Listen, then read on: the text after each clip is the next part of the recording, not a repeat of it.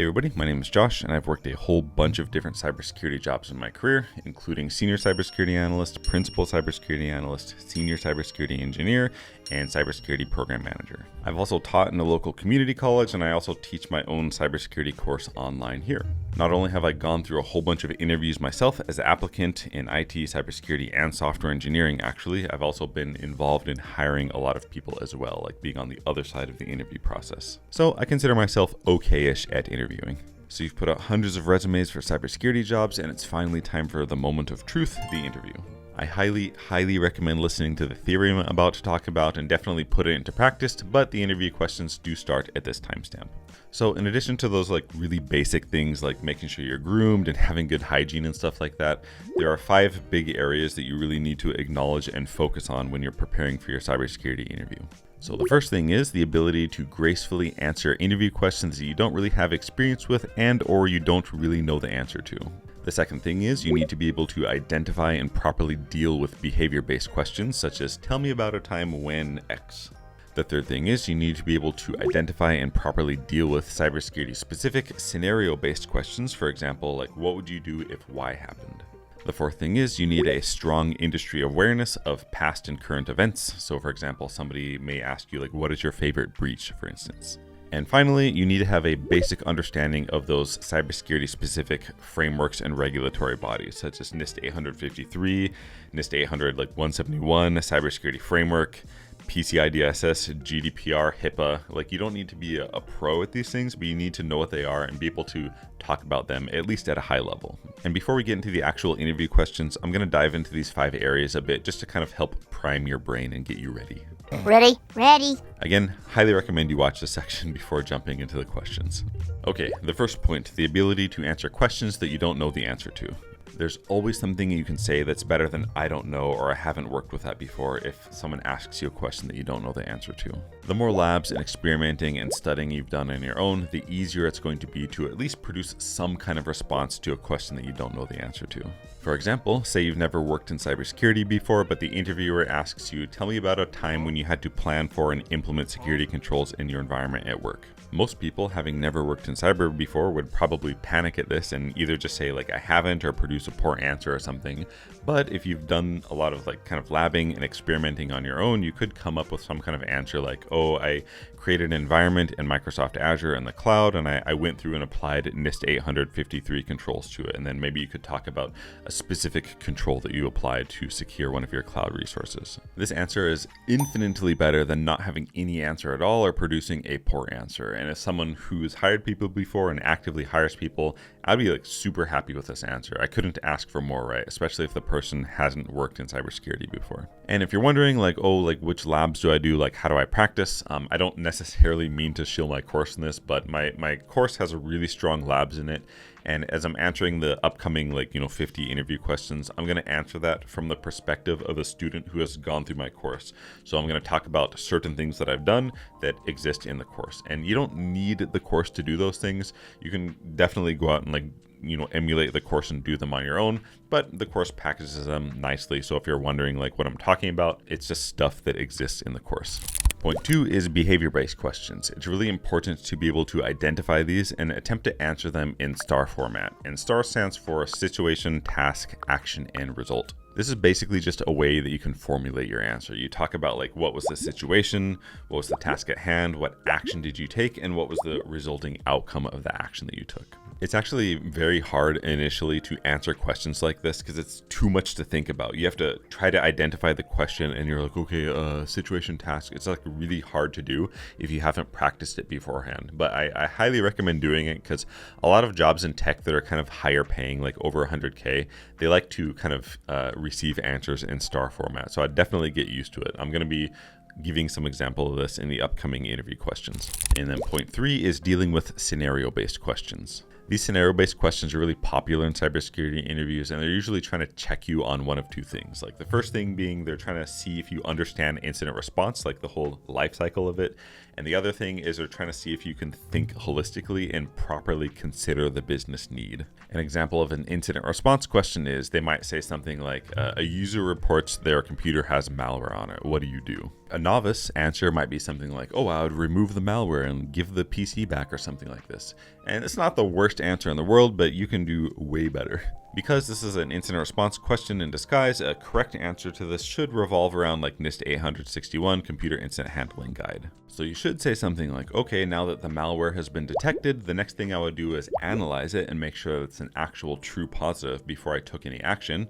Once I determined that it was real, I would work to quarantine the system, eradicate the malware, recover the system, return it to the user, and then do any kind of incident activities like documenting it and closing out the ticket. And if you want to be extra fancy, you can throw in at the end, like in accordance with NIST 861, because as you notice, this answer like perfectly aligns with the incident response lifecycle defined by NIST 861 is a good answer. And an example question where they're trying to test your ability to think holistically and consider business need, they might say something like, okay, you have a scenario where a critical vulnerability was discovered on a server, but the engineering team is refusing to patch it because they're saying the system will become unusable if patched. Like, what do you do? And somebody who doesn't work in cyber before or just doesn't know any better, they might say something like, oh, because it's a critical vulnerability, I'll just like force them to patch it anyway. And this is actually a bad answer. It's not even average, it's a bad answer. I say it's a bad answer because in the scenario you were given, they said like if you patched it, the server would become unusable.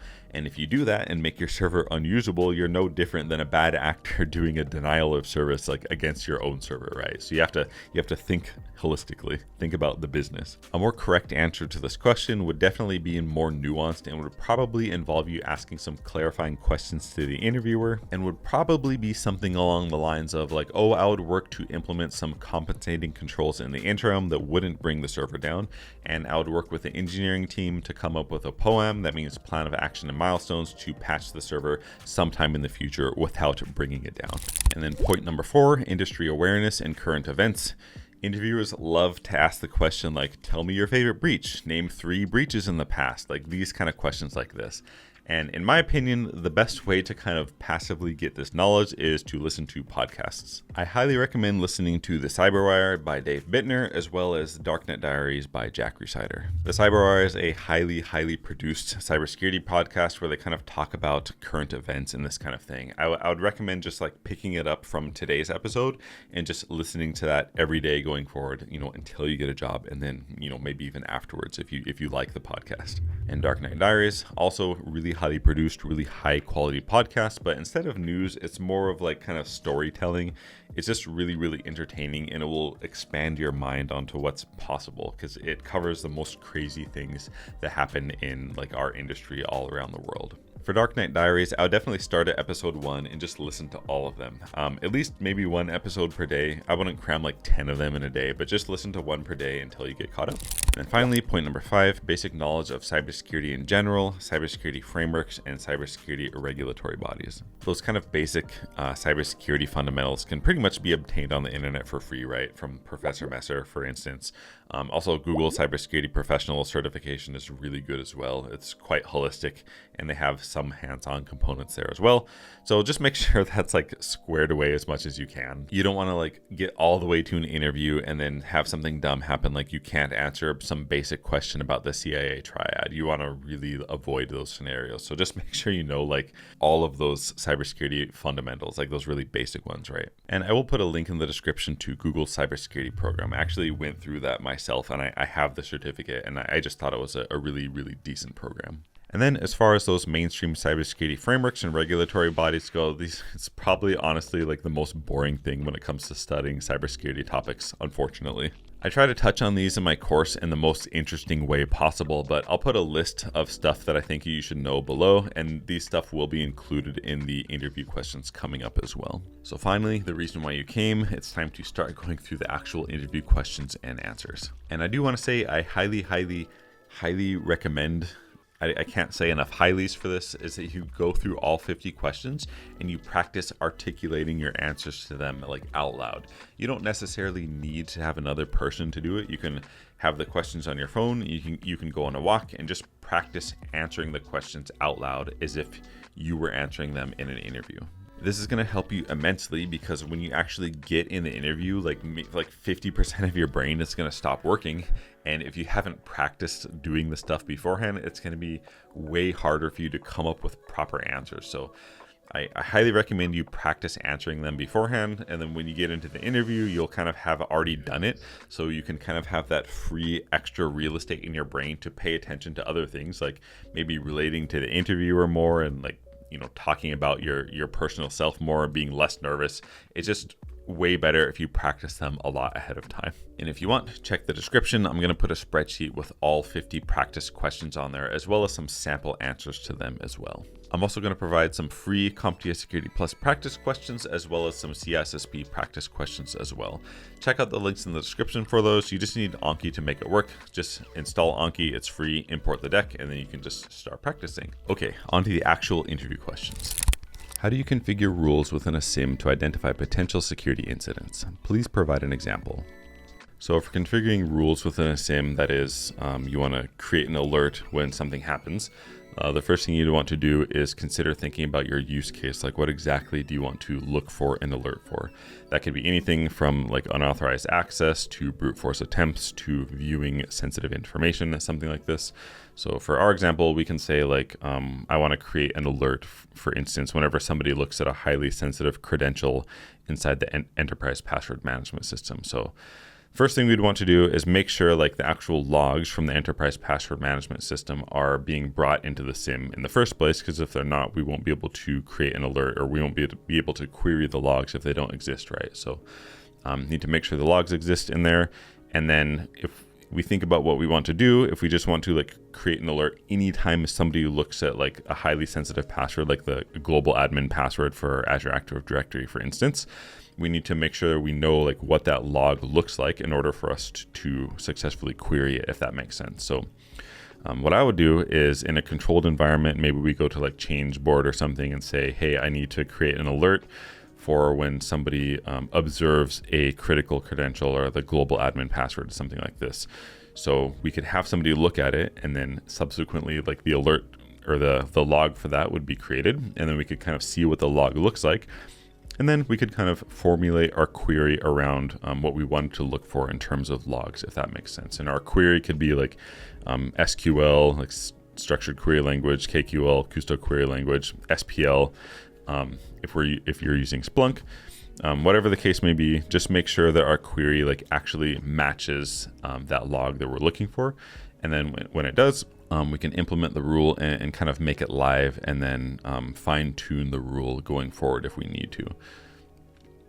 So for example, if we don't want to create an alert if a certain person looks at the password like a certain time of the day, maybe we don't want to have false positives, we can probably tune the rule in some way that way. But yeah, that's how I would go about creating alert rules in a SIEM.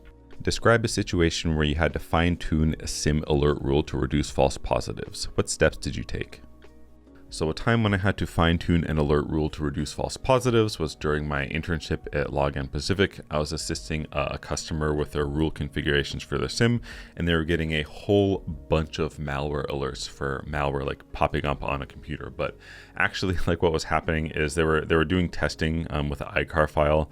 ICAR file is like a special string that you can put in a text file, and it will cause the anti-malware engine to alert for malware. It's like for testing purposes, but they didn't want to create alerts for that like specific instance because they know that it's a test file.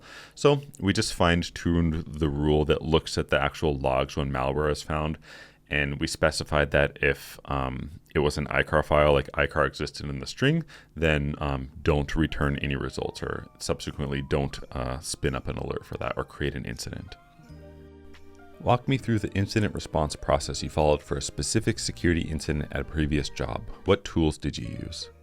So an incident response process that I was involved in, I was an intern. I was working as an intern at Login Pacific, and I was responding to an incident with a lot of brute force attempts to a virtual machine that was exposed to the public internet. And to kind of work this incident, I just worked it in line with NIST 861 Computer Incident Handling Guide. So basically, those like preparation step was in place already because the SIM was stood up, right? And we had alerts configured and everything. Detection phase was stood up and functioning, right? Because the alerts were being created.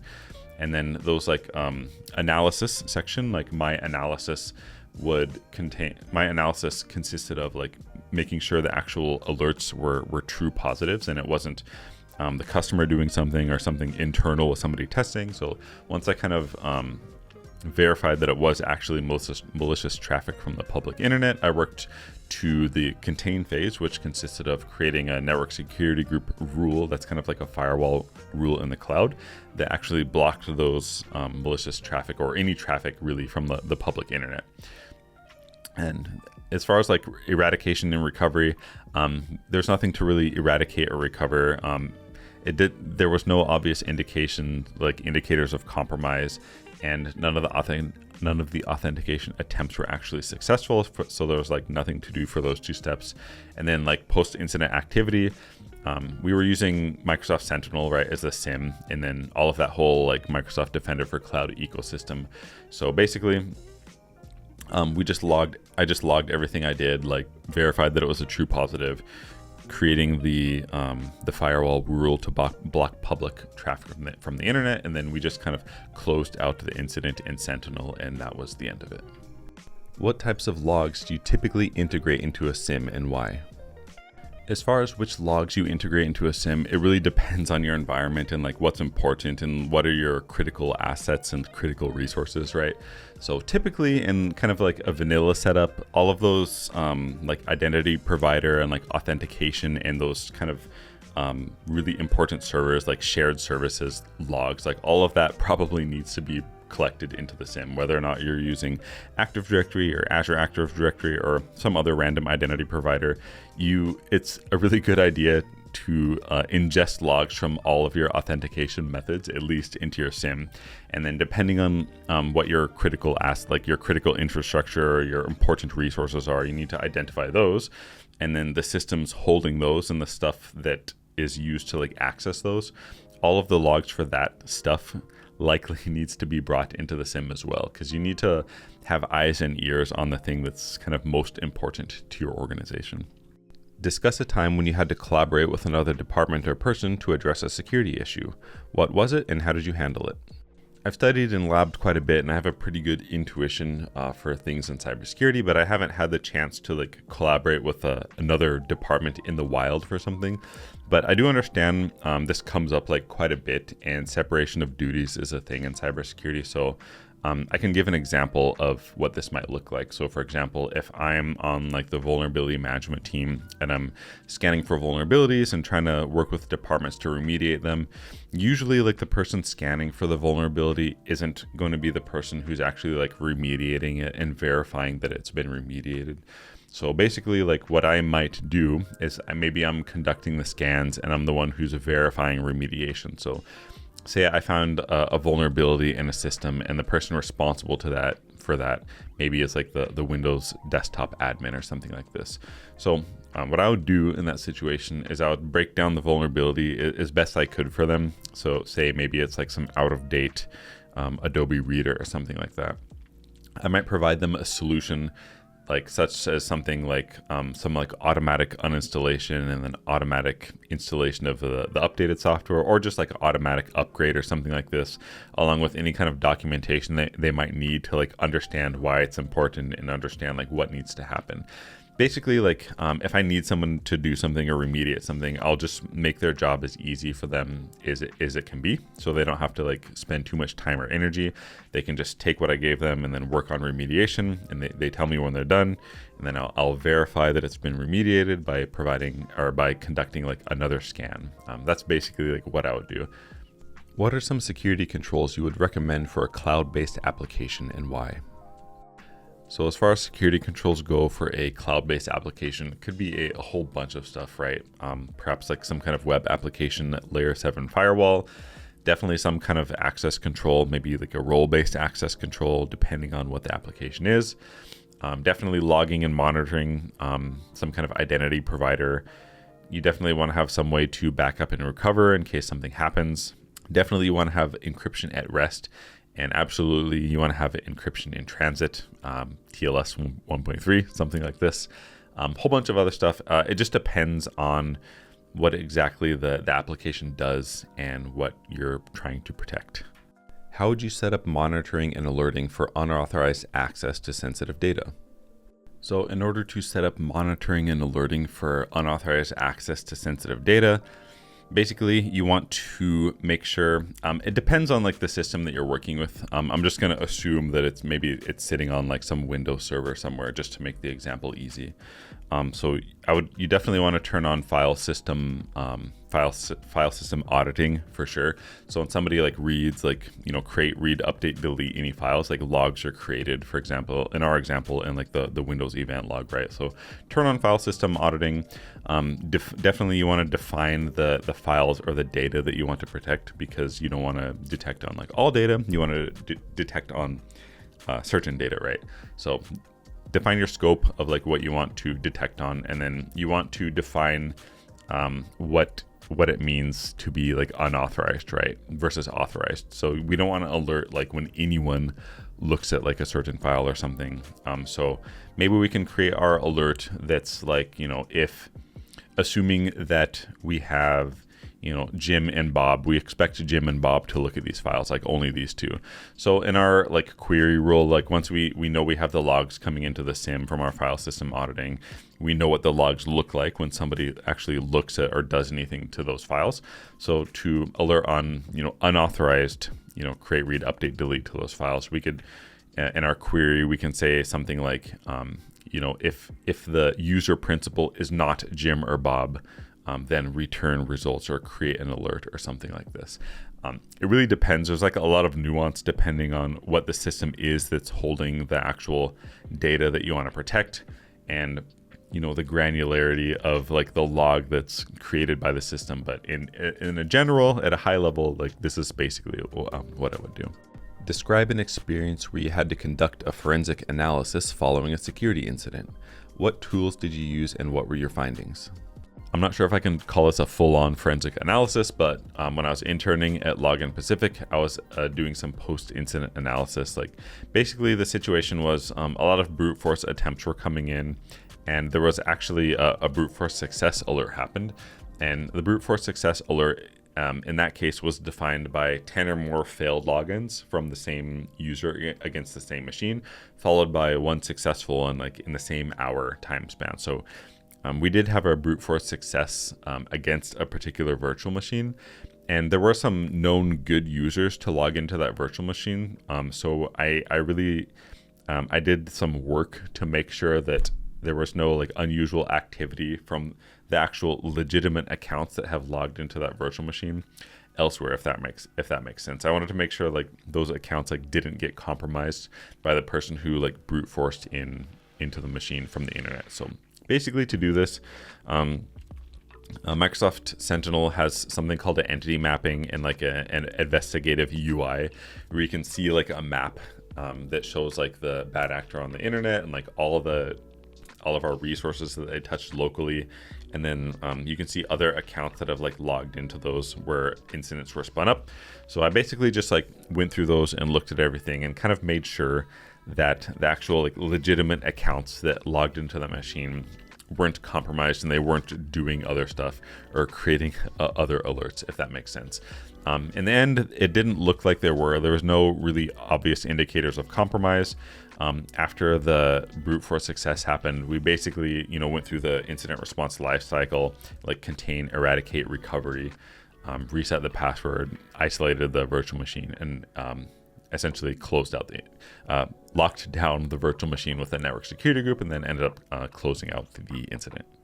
How do you keep up to date with the latest cybersecurity threats and vulnerabilities? So for me, to stay up to date with cybersecurity vulnerabilities and threats, Primarily, I like to listen to the CyberWire Daily. They're pretty fast at reporting, really high quality, and I tend to just listen to them every single morning. It just keeps me in tune with the industry. In conjunction with that, I like to follow CISA on Twitter. They tend to post pretty fast, and I tend to see things like quicker, even faster than the CyberWire. So yeah, Twitter and the CyberWire Daily.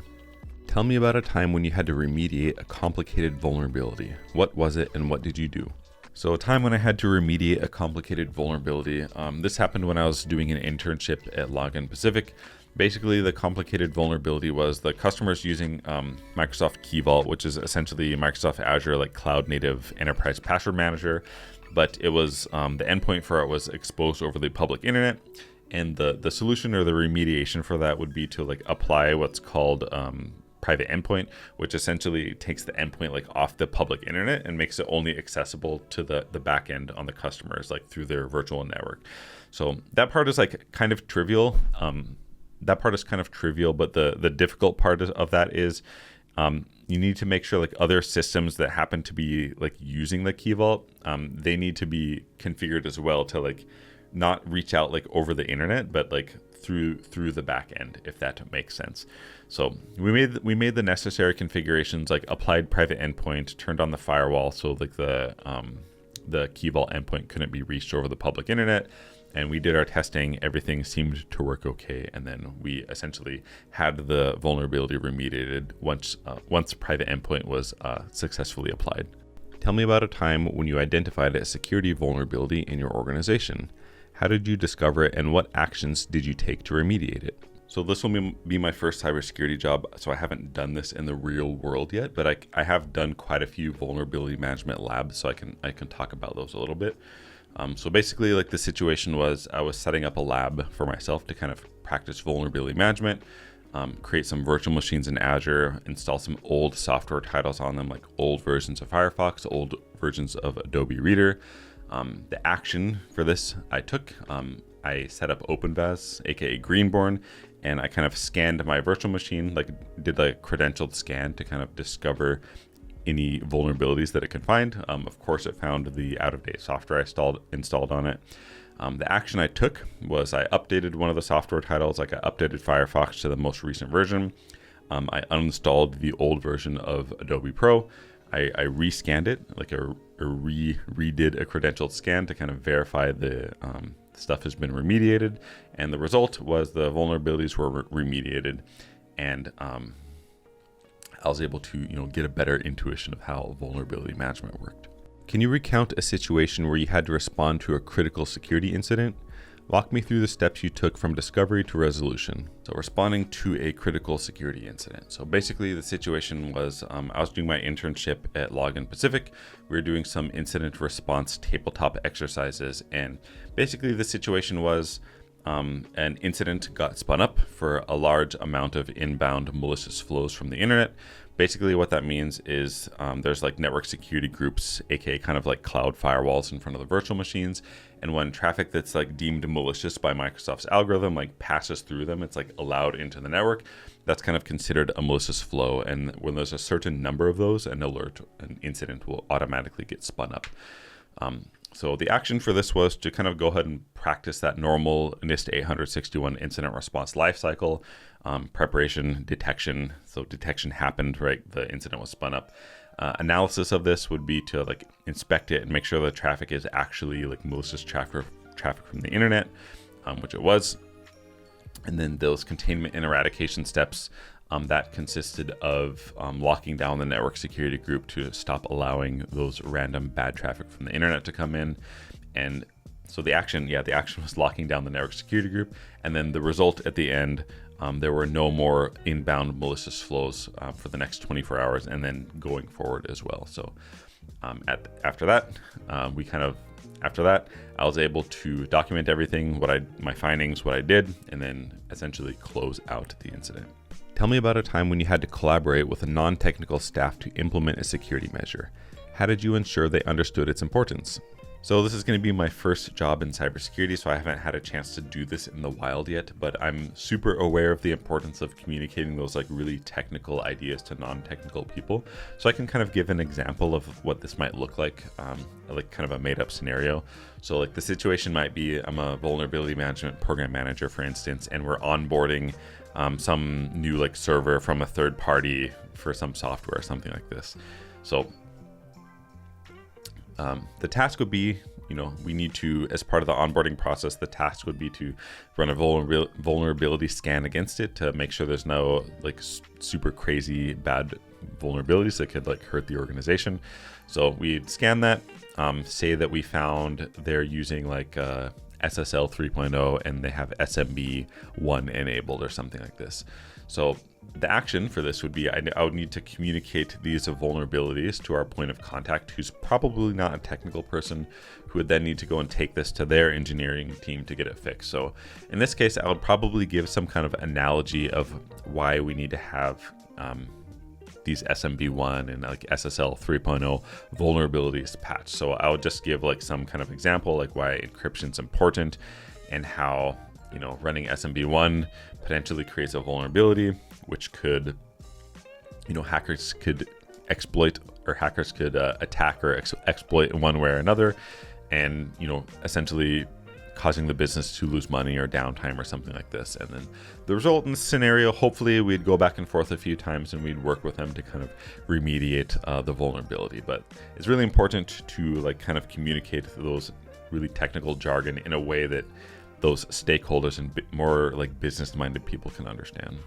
Describe an instance where you had to balance security measures with usability. How did you approach this challenge? So balancing security measures with usability. I know this is super, super important. In the end, like the security professional is not there to like lock everything down.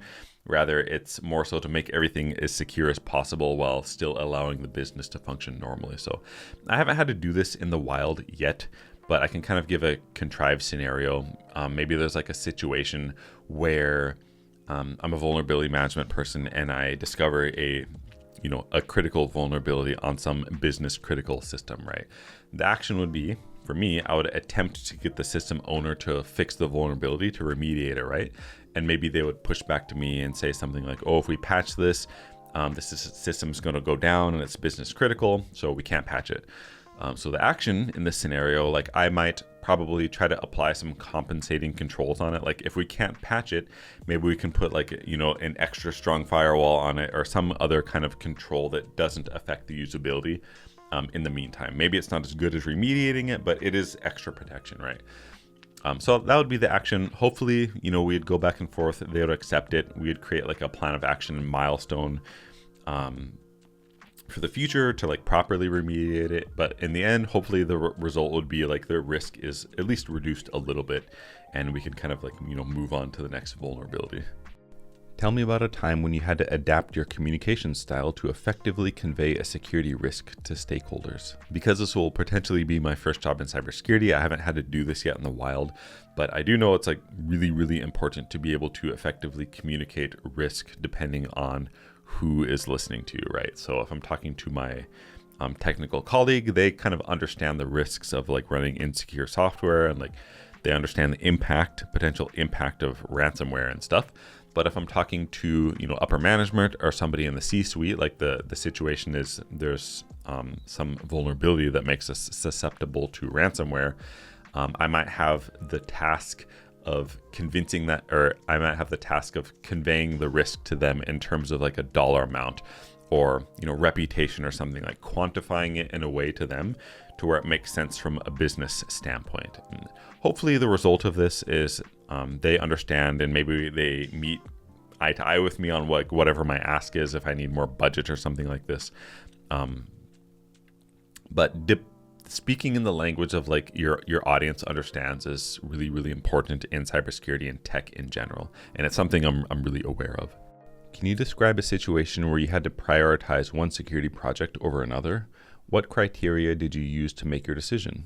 So in a situation where I have competing security projects, for me to prioritize them, I would probably just look at them from an economic standpoint. So say like, the action I would take as I would look at both projects. Maybe one project is MFA, implementing MFA, that is multi-factor authentication.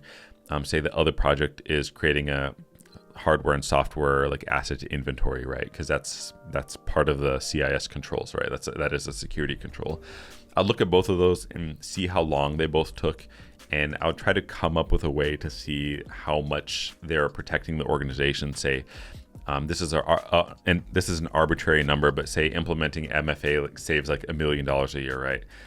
But creating a nice functioning asset management scenario system, maybe that like saves $300K a year or something.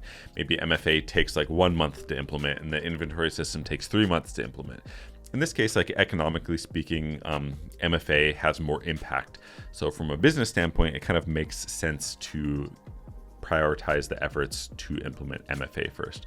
And ideally, the result would be more risk is reduced than otherwise, and then more money is like potentially, prevented from being lost or saved from, proper prioritization of tasks. Tell me about a time when you had to quickly learn a new security technology or tool to solve an immediate problem. How did you go about it? So this is a bit of an unconventional answer. The situation was I really wanted to get into cybersecurity, and because of this, I had to learn a bunch of technology as fast as I could. Especially security related technology and like methodologies and that type of thing. So basically, that's the situation. The task, I just decided to do my best to create like a miniature SOC, like a miniature security operations center in the cloud, and create a honeynet.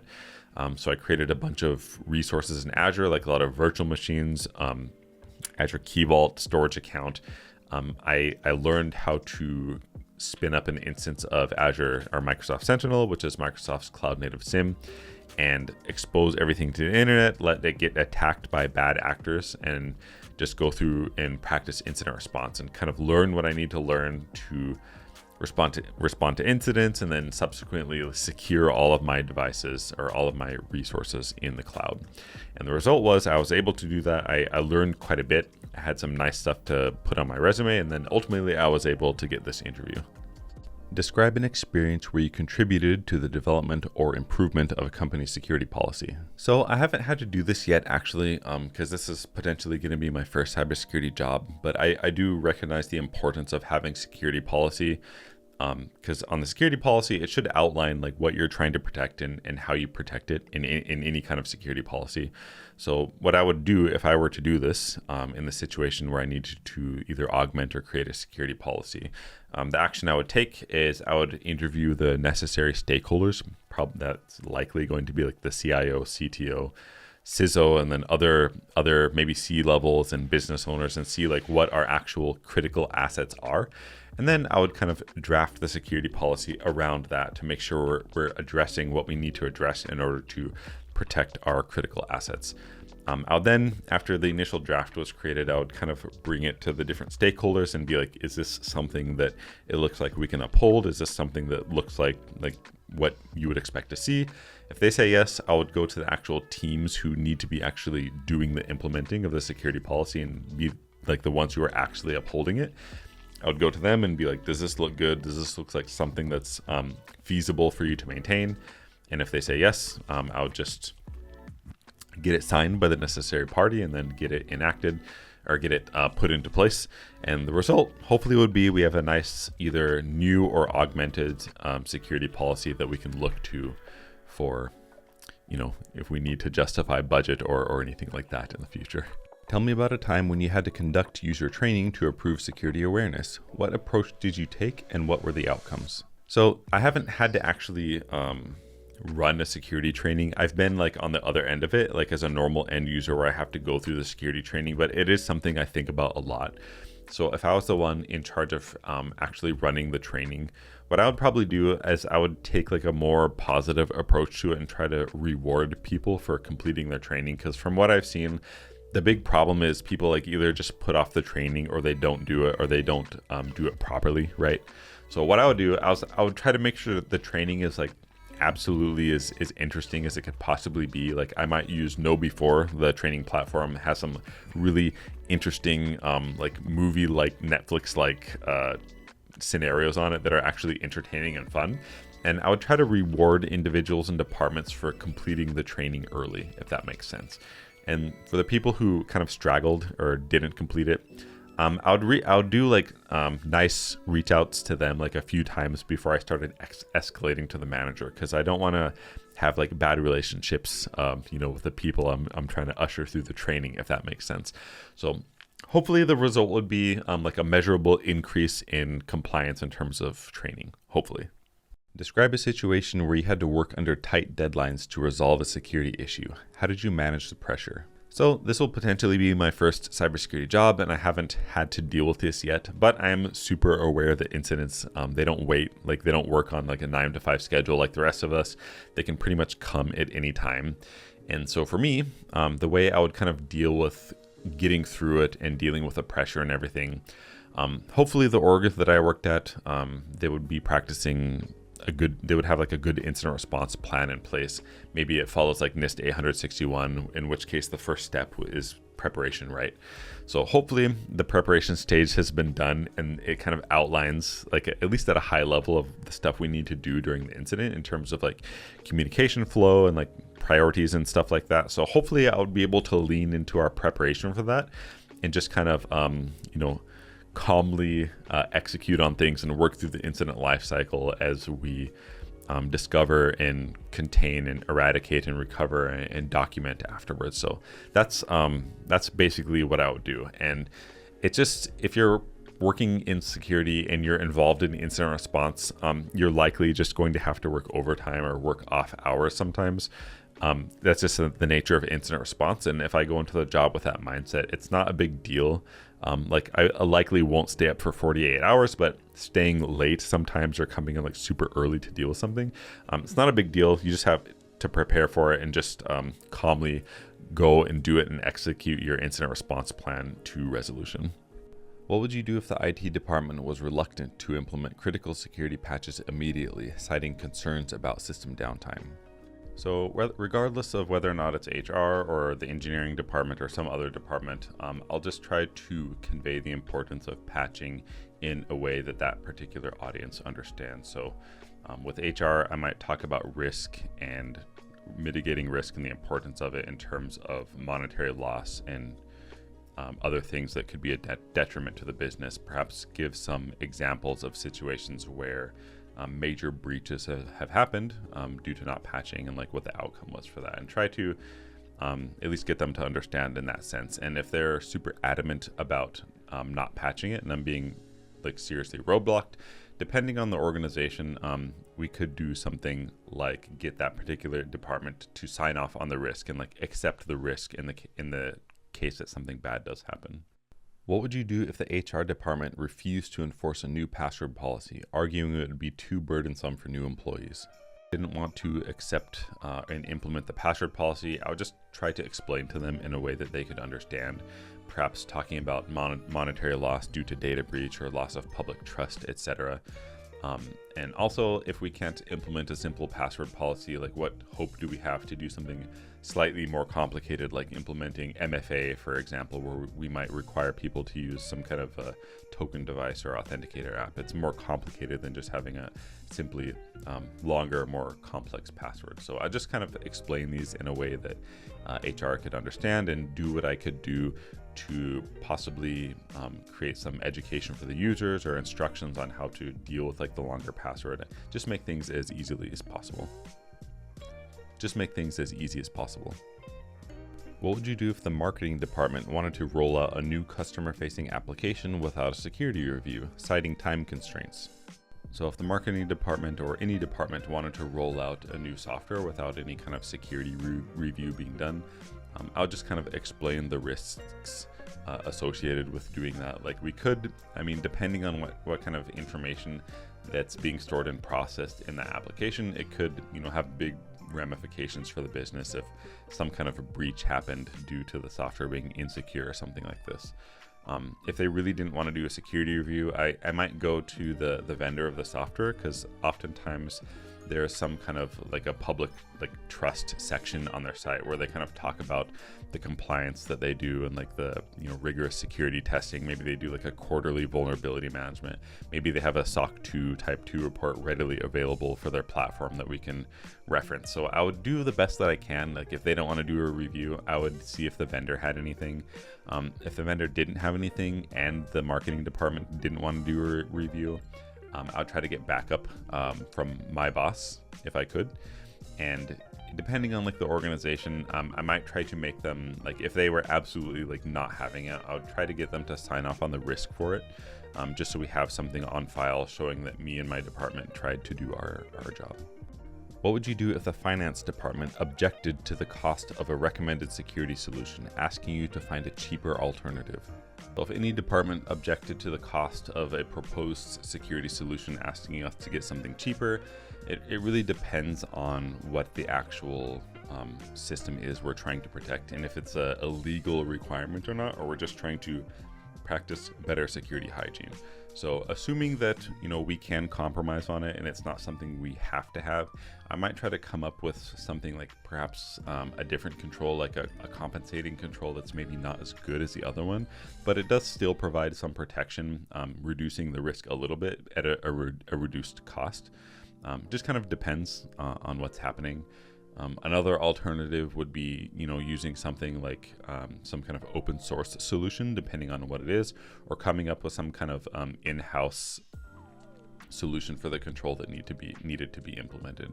So there's a lot of things that we can do. It just kind of depends on the thing that you're trying to protect, and if there's like legal regulatory bodies involved, like how much leeway we have. But probably come up with some kind of compensating control at the very least. What would you do if the legal department advised against conducting a thorough incident investigation after a minor data breach due to potential legal risks? So if the legal department didn't want to do a thorough investigation of an incident, this is like a huge organizational red flag. And depending on my position, I may have to... It depends, right? Because if this is like Department of Defense or something and national security is in question, I may have to become a whistleblower, right? It just depends on the situation. If it's a normal corporate job, I was like the incident response manager or something, I may have to like defer to the CISO and like get them involved, and see what we can do, because depending on like the organization, it's possible like people are going to go to jail over a breach, right? And if the legal department is actually like trying to cover it up, it's a big deal, and I don't want to get myself implicated, right? So I would probably bring my manager and get my manager involved, and at the very least, like if I could not do anything, depending on what it was, I don't know, I may try to get the legal department to sign off on the risk of it or something like this, but it's a tough call. It just really depends on what the breach was and like what happened and what type of organization it was. But I guess in short, be a whistleblower and or get my manager involved, and or try to get the legal department to sign off and like accept the risk themselves. What would you do if you noticed an unexpected and significant increase in network traffic originating from a single IP address within your network? If I noticed a large amount of traffic originating from within our network going out to the public internet or somewhere else, I would spin up an incident and follow that NIST 861 incident response kind of life cycle. So those preparation and detection already happened because we actually detected it occurring. So the next phase, the analysis phase, I would try to look at the traffic and do my best to determine if it was actually like legitimate traffic, like somebody was actually on that computer doing their job and they just so happened to be like sending a lot of traffic outbound, or perhaps the computer was compromised and maybe some data is being exfiltrated or something like this. So I would take my time in the analysis phase to figure out like what exactly was happening. To do that, like more specifically, I might look at the endpoints that the traffic is going to outside, and if I didn't recognize any of them, I might like use some kind of intelligence service or VirusTotal or something and look at the domains that the traffic is going to kind of figure out whether or not it's bad traffic or not. And if it is bad, I would kind of move on to the containment phase, and this might look like quarantining that actual computer or whatever the device is, taking it off the network, following our standard operating procedures for that, like eradication and recovery. That might look like re-imaging the device depending on what it is. And then kind of making sure that any of the other user accounts or computers associated with that device weren't doing any kind of anomalous behavior, making sure that the accounts associated with that device weren't doing anything strange or anomalous, and just kind of go from there. Like finish the eradication and recovery phase, re-image the computer. It just depends on what the scenario happened to be. Recover it, put it back online, and then document what happened during the incident, and then just kind of close it out from there. What would you do if you received an alert that unauthorized files were being uploaded to a company cloud storage account? So if someone was uploading a lot of unauthorized files to a company cloud storage account, I would follow the normal incident response lifecycle that NIST 861. Detection already happened, obviously, because I noticed it happening. So jumping into the analysis phase, I would make sure that, for example, if Bob Jones at loginpacific.com is actually moving the files, I would make sure like the actual human Bob Jones was doing it and not like someone using his account. So that might look like something like calling Bob Jones's manager and talking to Bob Jones, right, and seeing if he was the actual person doing it or not. If he was, then we would just kind of move forward to like the containment, eradication and recovery phase. That the containment of that it just would look like telling Bob to stop doing that, eradication and recovery, removing the unauthorized files or deleting them. It really depends on what the files are and how sensitive they are, and if moving the files into there like constituted an actual breach or not, the scope of the incident might expand. So it just depends on what the system was, and it depends on what the information was. In the case that it was Bob Jones' account, but it was not actually Bob Jones the human doing it, it means his account got compromised and the scope of the incident expanded. So we would have to do containment, eradication, recovery, like containment on the account. That might look like disabling the account while it's disabled, kind of see what else the account did on the network, and see if something else happened that we didn't expect, and then just move through the rest of the incident response lifecycle, like eradication, recovery, whatever that happens to look like. Undo the stuff that his account did if it was indeed a compromised account. Document everything in the incident and just kind of close it out at that point. What would you do if a senior executive clicked on a phishing link and compromised their account? So if a senior executive clicked on a phishing link and compromised their endpoint, again, I would follow those NIST 861 incident response lifecycle. Detection happened because they actually clicked the link. Analysis, the analysis this really depends on the organization and what happened, but analysis, we'd make sure like he actually did click like an actual real phishing link for sure before we start doing actions. And once we determined that the phishing link that he clicked, or the link that he clicked, was indeed a phishing link and it was indeed bad, we just move on to those like containment phase. And that might look like definitely like disabling the executive's account, at least temporarily, taking their computer offline and quarantining the computer. And during this time, depending on like our capability and like the maturity of the department, we might look at the actual laptop and see what happened when you click the link, like in a sandbox, and see if like maybe something was downloaded from the internet and like a script was run or something like that. Like see exactly what happened after the link was clicked.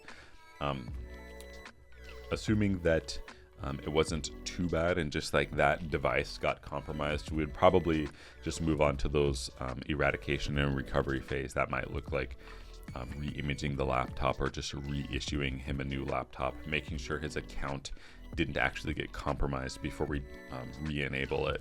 And that might look like looking through the SIM logs for instances of his account and kind of see what I was doing for the last few days, just to make sure there's like nothing abnormal in there. And if everything's okay, we just probably reset their password, most likely re-enable the account, reissue a computer back to them, and then just do those post-incident documentation and close things out.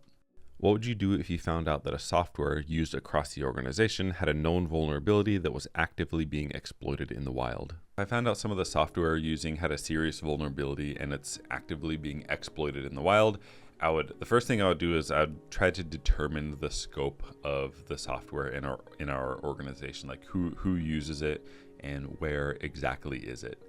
Once we kind of determined that, I'd come up with a remediation plan for this. That might look like setting up whatever our vulnerability management platform is, like maybe setting up a group inside of there that contains all of the affected devices that have the vulnerability on it. Do a scan, come up with a plan for remediation, and kind of start reaching out to, depending on the maturity of our department, reaching out to the people who do remediations and kind of warn the end users that we need to remediate a vulnerability on a software that we use. And we just kind of wouldn't remediate everything at once, but maybe do it in batches, but be kind of aggressive about it so we can get it taken care of. I'd probably prioritize remediation in terms of system criticality, most likely. So what I mean by that is if some of the systems are like business critical or they're internet facing, I might consider hitting those first if there's like not that much risk in applying the patch. Like if the system becomes unstable or something, I probably remediate the more critical assets first, and then just kind of like move on down the list, working with the end users all the way. What would you do if you discovered that an employee was using the same password for multiple company accounts? So if I somehow was able to find out that people were using the same password for multiple accounts inside of the organization, I'm going to give kind of like a perfect scenario answer. I would work toward implementing single sign-on. Like I would get some kind of identity provider like Azure Active Directory, or I guess it's called Entra ID now, or on-premise Azure or on-premise Active Directory, and I would try to use single sign-on as much as I could everywhere across the organization instead of using these kind of like siloed identities everywhere. It's better to use like a single sign-on in conjunction with multi-factor authentication. So again, perfect world, I would just implement SSO and then implement multi-factor authentication if it didn't exist already, and that would likely reduce the risk associated with using the same password like everywhere. Can you name a major recent cybersecurity breach and discuss its impact on the industry? A recent cybersecurity breach that comes to mind, this is not super recent, but it had a pretty big impact. That would be the SolarWinds breach, where the supply chain was compromised. I believe it was the code repository got compromised, and actual compromised code got pushed into production. Therefore, like everybody using some certain aspect of SolarWinds essentially got backdoored by the attackers. And this changed the industry a lot because it kind of shined light on like it's possible to compromise the supply chain of any product or anything and have like really widespread negative impact on the industry and like the companies, right, whose supply chain got compromised. And I believe even NIST added, I'm not sure if it was to the CSF or 853, but I believe they included supply chain controls in there as well. So yeah, definitely that supply chain compromise from SolarWinds. What are some emerging technologies in cybersecurity that you think will become more important in the next few years? So some emerging technologies that I think will be important, definitely AI and machine learning. I can't speak on those super in depth, but I know a lot of progress has been made on those recently with like the advent of ChatGPT and GPT-4 and like those cool other tools like Stable Diffusion and Midjourney. There's like a lot of application coming out. For sure, it's going to affect both sides, like the good guys and the bad guys. Another thing that comes to mind is IoT, although it's not necessarily like really new, but IoT with IoT brings a lot of like bring your own devices, BYOD, to work, and with that, there's a lot more consideration for appropriate security controls and trying to safeguard data and that type of stuff. So yeah, definitely AI and ML and then IoT devices. How has the rise of remote work impacted cybersecurity? What measures do you think organizations should take to mitigate new risks? So the rise of work from home is definitely impacting security, especially in the sense of it's becoming more decentralized, as in people are not in the office, so it's a bit more challenging to lock down their devices, because with work from home, there's a lot of mobile devices that need to be taken into consideration, whether or not they're like bring your own device or company issued. It's kind of challenging to control like the physical location of where the employee is working from. So a lot of consideration needs to be taken for like mobile application management and data protection on mobile devices. That needs to be considered quite a bit, and the appropriate controls need to be taken into consideration and deployed, essentially. So the measures I think organizations should take, definitely they need to pay attention to end user training, because you can have the best possible technical and administrative security controls in the world, but if your end users are like cyber illiterate, rather they don't know what good cyber hygiene is and they can't recognize a phishing email, that's gonna like not completely negate, but like, you know, the controls are not going to work once somebody actually like, you know, clicks on a phishing link. So I think a lot of energy should be put into end user training, and then, you know, again, the appropriate controls for mobile devices. What are some of the key regulations affecting cybersecurity practices in your country or industry? How do they impact your work?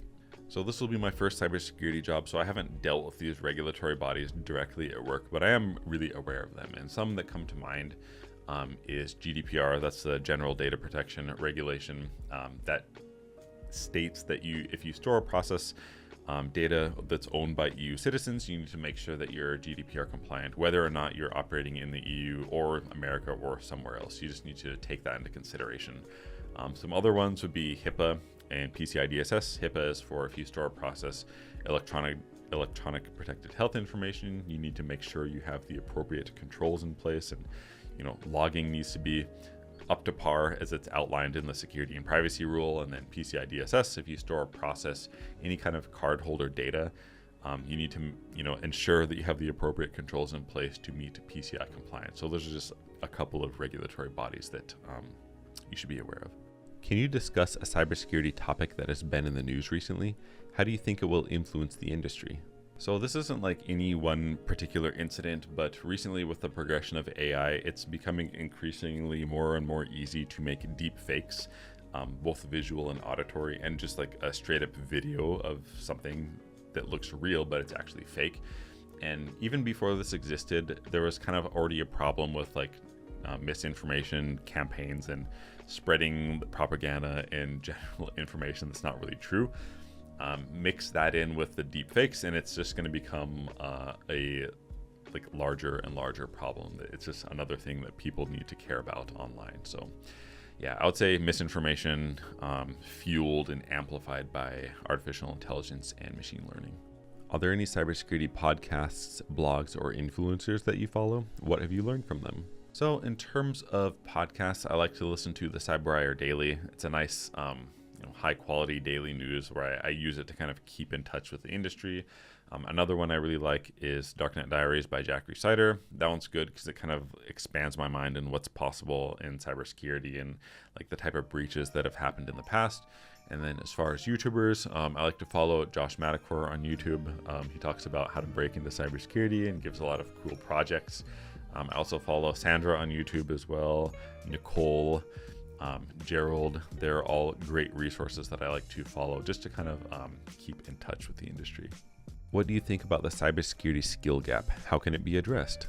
So the cybersecurity skill gap, it is a problem, but I think it's kind of being addressed slowly. Basically, the idea is there's like a lot of jobs available, and there's a lot of people who want to work those jobs, but they don't know how to like bridge the gap from, having Security Plus into actually, being able to be hired as some kind of security analyst or something like this.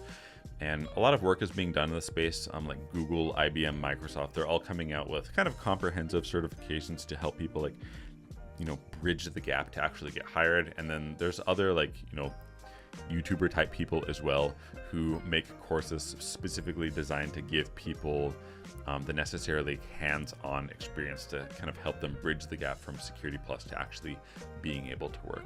So I think once that more and more people do these things and it becomes more and more common to actually go those sort of like program routes or these courses routes, I think it's going to help kind of bridge that gap and get people to where they need to be, where they can actually start working in cybersecurity.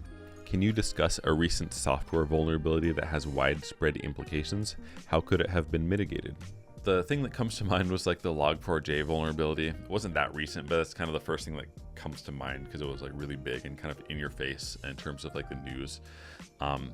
That's where I believe it was a Java library, had some vulnerability in it, and like a lot of people using that library, so it pretty much is like everywhere. And I think it allowed for remote code execution, I believe.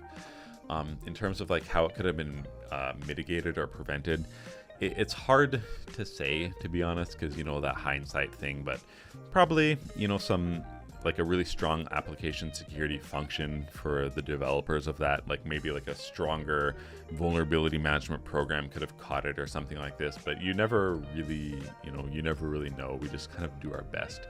But in terms of like the people who actually had that library in use to help mitigate it, if those people had like a strong application security or a strong vulnerability management program or function in place, would help them kind of quickly deal with like the remediation of those, if that makes sense. What are your thoughts on ransomware attacks targeting critical infrastructure? How should organizations and governments respond? So in terms of ransomware attacks on critical infrastructure, I think this is something that really needs to be considered, right? And I think that critical infrastructure is like a big target for nation states, whether or not it's for cyber warfare or actual kinetic warfare. It's just something that needs to be taken into consideration when those nation states are doing threat modeling for their national security, right? Critical infrastructure is super important. So to respond to these ransomware attacks, I think people should, or the nations should be proactive about it, right? Whether or not that's setting up hot sites or redundancy to kind of deal with the ransomware attack after the fact, in conjunction with end user training, like just the normal end users or people who operate the actual critical infrastructure. I think they should be like put through a rigorous training program, because like that's one of the main defenses against ransomware is like the end user and like user training. So just maybe tabletop exercises as well, like simulating ransomware attacks and like how you would like effectively respond to them would be a good step to take as well. How has the adoption of IoT devices impacted cybersecurity? Can you discuss any recent incidents or vulnerabilities related to IoT? So the adoption of IoT devices basically has widened the attack surface quite a bit in terms of cybersecurity, because the manufacturers of them, at least originally, they're not like super concerned with security. They're more concerned with like the functionality of it and the sales of it, right? And adding on security, as usual, it's just like a cost center, right? So we have like a whole bunch of devices being pushed out that are potentially like insecure, or they're hard to patch like once they're out in the wild. So it's kind of like increase the attack surface everywhere. And then as far as like recent incidents or vulnerabilities, nothing like super recent comes to mind, but I know there was some incident where there was like a child, like a kid's like stuffed animal that it can like record your voice or something and like store it in the cloud. But there was like some breach with those where someone was able to, I can't remember if they were able to access the actual voice recordings that the stuffed animal recorded or something like this. But there's like all kinds of stuff like this out there, like a kind of insecure IoT device where the data ends up getting like leaked to the either the general public or some kind of malicious actor or something like this. But yeah, there's a lot of those type of cases. Please explain the key components of the NIST cybersecurity framework. So NIST cybersecurity framework, it's basically just a framework that outlines in kind of 5 high-level steps, things that you can do to help your security hygiene for your organization. So that is like identify, protect, detect, respond, and recover to security incidents. And like each one of these 5 areas, there's a lot more like subtopics and areas of things that you can implement to kind of increase the security posture of your organization and respond to security incidents. What is the difference between NIST 837 and NIST 853? So the difference between NIST 837 and NIST 853 is 837 is the risk management framework. It's basically a framework that's designed to help you like reduce the organizational risk to a certain level, and then kind of keep the risk at that level through like an ongoing cycle process where you're managing your risk on an ongoing basis. And then NIST 853, it's the security and privacy control catalog.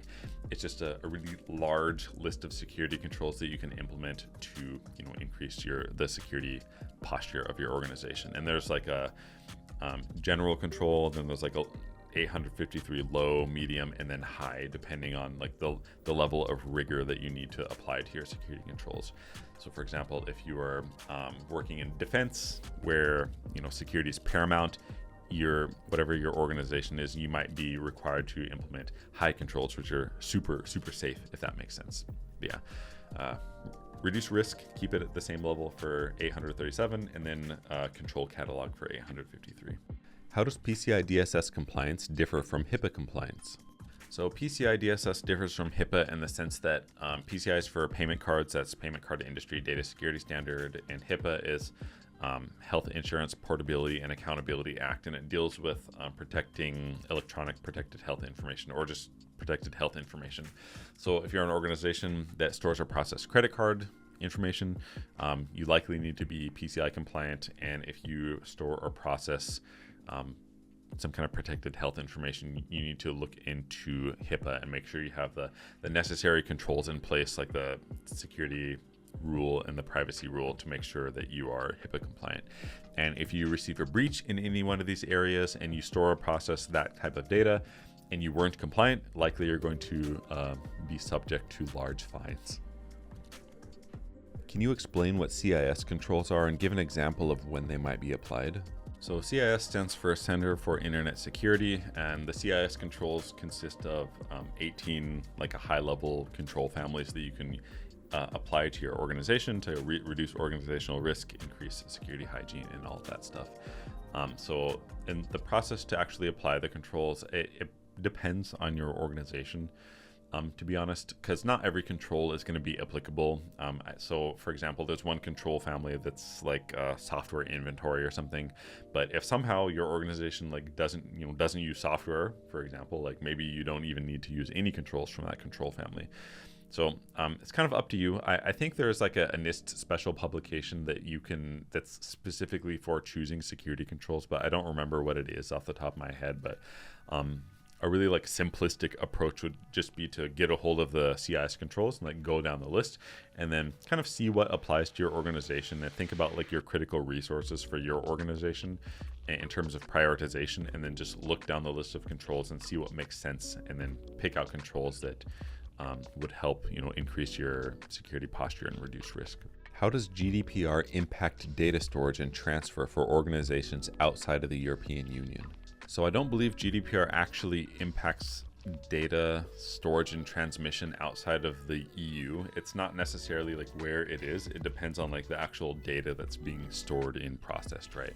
So regardless of if you're inside the EU or America or somewhere else, if you're storing or processing data that belongs to EU citizens, that's where you need to be aware of that. You need to be GDPR compliant, because if you store or process EU citizens' data and you suffer a breach, no doubt you're going to be susceptible to fines.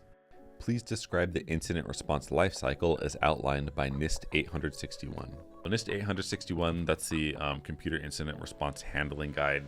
Basically, it outlines the incident response lifecycle that you can follow, and that consists of prepare, detect, analyze, contain, eradicate, recover, and then those post-incident activities where you kind of go over lessons learned, like what happened and stuff, all for the sake of kind of hardening your organization for the next time an incident occurs.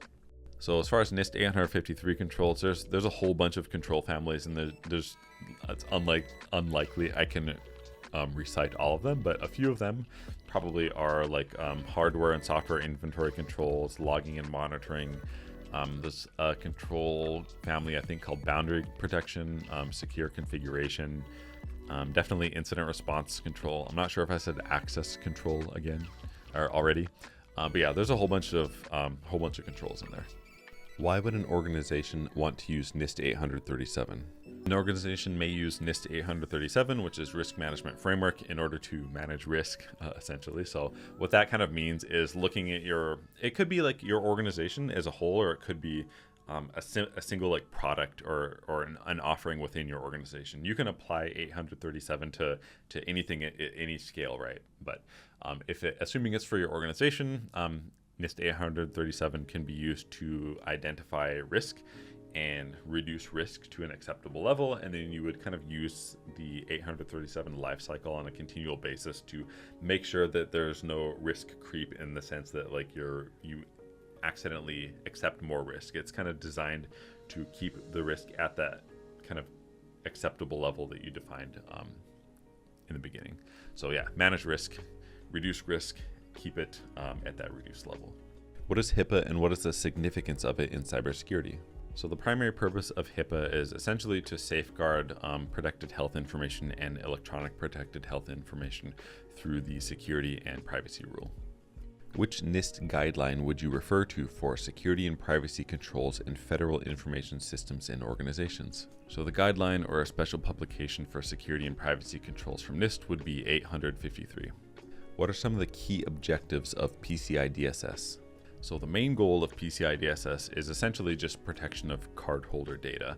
And this is accomplished through a lot of other smaller controls like network protection, ensuring encryption at rest and in transit, access control, network segmentation, and things like this outlined in the PCI DSS guidelines. Please briefly compare and contrast NIST 853 controls with the CIS controls. So a compare and contrast of CIS controls to NIST 853 controls. In my head, those CIS controls are kind of more generalized, if that makes sense.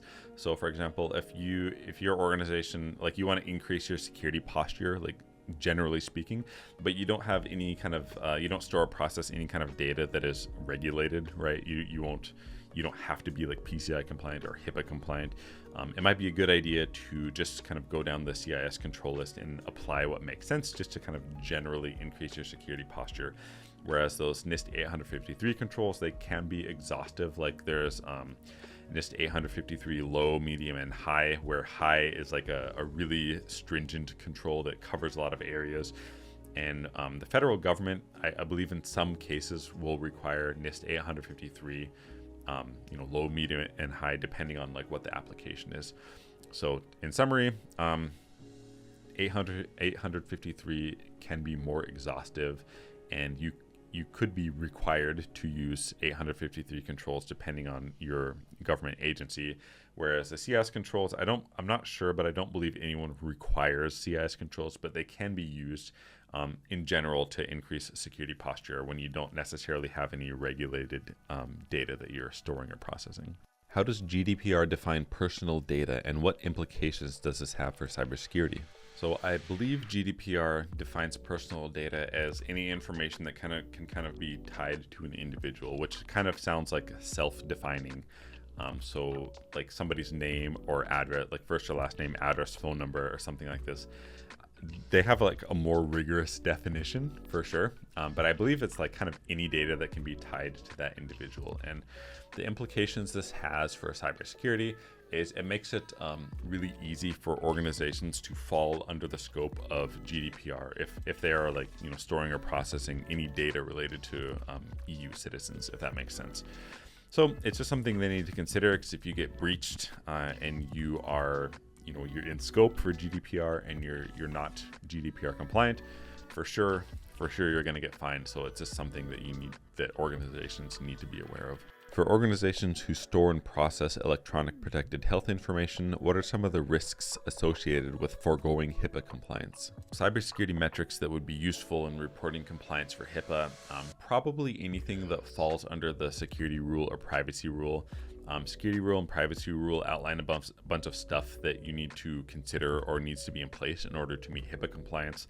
So it could be things like, your incident response plan, that you have any incidents that happened, log duration or the retention of, relevant log files, like how long they're being retained. Just things like this, things that fall under the two rules that need to be in place in order for compliance.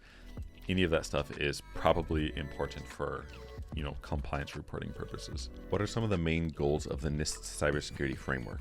So the main goals of NIST CSF, that's the cybersecurity framework, is essentially increasing security hygiene on kind of an ongoing basis and helping the organization better respond to threats and incidents. So NIST CSF high level is identify, protect, detect, respond, and recover. And in each one of these areas, it kind of outlines certain things that you can do in order to increase your capability in that area, if that makes sense. So NIST CSF, it's like a framework. Well, it is a framework, right?